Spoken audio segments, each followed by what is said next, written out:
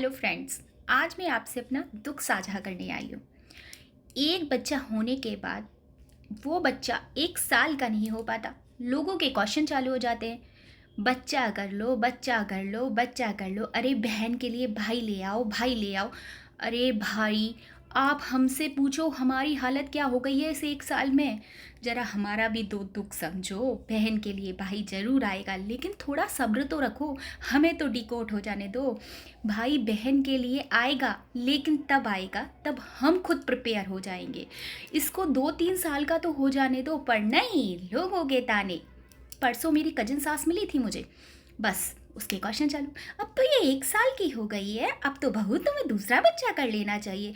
अरे बहू से बहू की हालत तो पूछो, उसने हमारे घर को महायुद्ध का मैदान बना रखा है। ये चीज़ वहाँ वहाँ, पूरा दिन मैं यहाँ से वहाँ घूमती रहती हूँ, एक पाइये पे।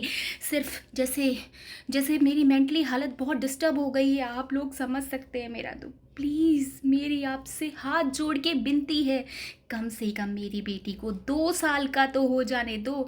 मुझे खुद से अंदर से प्रिपेयर तो हो जाने दो। भाई मेरा दुख कोई नहीं समझता। इस दुख की पीड़ा को मैं और मेरा पति कैसे हैंडल कर रहा है, ये हम ही जानते हैं। आप लोग कुछ नहीं समझ रहे हो। बच्चा पैदा, अरे भाई के लिए, बहन के लिए राखी हो जाएगी, भाई के लिए राखी हो जाएगी। अरे भाई, राखी के लिए मैं एक दो और दूसरी बार भी लड़की होगी तो क्या गारंटी, आप लोगों की गारंटी है? फिर अरे एक और कर लो, क्योंकि ये दो बेटी हो गई हैं, फिर तीसरी बार भी बेटी हो गई। भाई कोई हमने वहाँ से सर्टिफिकेट हमको फाइनल करके नहीं दे दिया है कि दूसरी बार भी बेटा ही होगा। हमें तो नहीं पता ना दूसरी बार क्या होना है। तो इसीलिए आप प्लीज़ थोड़ा सा सब्र रखो, हमको खुद से प्रिपेयर हो जाने दो। ये पीड़ा केवल वो माँ समझ सकती है जिनके बच्चे छोटे छोटे हैं। आप लोग भी समझ रहे होंगे, मेरी तरह बहुत सारी माएँ हैं जो बहुत ज़्यादा दुखी हैं, परेशान हैं। आप लोग भी समझो।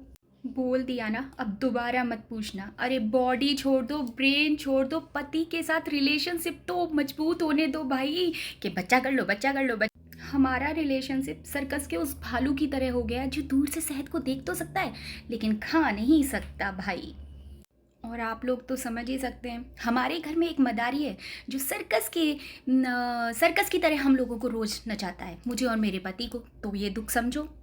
मैं तो परेशान हो गई हूँ लोगों के ताने सुन सुन के। बेटी 1 साल की हो गई है, भाई ले आओ। भाई कहाँ रखा है? ऊपर वाले ड्रॉअर में रखा है, या पहले से बुकिंग करवा ली थी? जो भाई ले आओ। खुद के भाइयों के साथ इनके कानूनी विवाद चल रहे हैं, पर इनको भाई चाहिए भाई। लोग कहते हैं तुम्हारा अकेला बच्चा है, बोर हो जाता होगा, एक और कर लो। तो उसकी बोरियत मिटाने के लिए मैं बच्चे ही पैदा करती रहूं? भाई फिर वो दूसरा हो जाएगा, फिर कहोगे 2 बहनें हैं, बोर हो जाती हैं, दूसरा कर लो, तीसरा कर लो। तो भाई मैं सर्कस की तरह पूरी सेल्फ में क्या बच्चे ही भरती थोड़ा ना रहूंगी? जरा मेरी हालत पे भी तो ध्यान दीजिए। मुझे तो लोगों का ये कॉन्सेप्ट ही समझ में नहीं आता। अगर पहली लड़की बेटी है तो बेटा तो होना ही चाहिए। अरे यार, हमारी छोरी के छोरों से कम है क्या, और बल्कि उनसे बढ़कर है। आप हमसे पूछिए हमारी हालत क्या है। सर्कस के मदारी की तरह हम लोग घूमते रहते हैं, हमसे पूछिए भाई। अभी हम इस बच्ची को ही डिकोड नहीं कर पाते। सुबह से लेके रात हो जाती है ये बात समझने में कि ये किस बात पे रो रही है। मेरी तो समझ में नहीं आता हमें क्या करना चाहिए। भाई एक और बच्चा करके हम इसका वर्चस्व बढ़ा दें क्या, कि भाई एक अकेला बोर हो रहा है तो इसका वर्चस्व बढ़ा दो।